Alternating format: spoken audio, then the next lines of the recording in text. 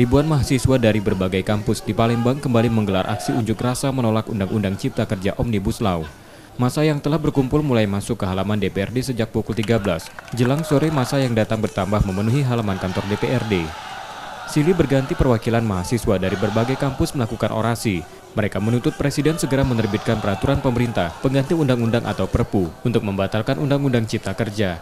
Lagi dan lagi kita hari ini datang dan turun ke jalan itu cuman satu tuntutannya, yaitu gagalkan Omnibus Law. Kalau Omnibus Law ini belum juga gagal, kami akan terus aksi sampai Presiden mengeluarkan Perpu untuk Omnibus Law ini. Ketegangan sempat terjadi saat terjadi aksi pelemparan botol dari arah massa ke polisi yang berjaga, namun akhirnya mereda. Polisi mengamankan sejumlah pemuda peserta unjuk rasa yang diduga masih berstatus pelajar. Lanjutan unjuk rasa mahasiswa ini setelah disahkan Undang-Undang Cipta Kerja oleh DPR RI. Mereka berjanji untuk melakukan aksi yang lebih besar. Rizky Nurmizan, Kompas TV, Palembang.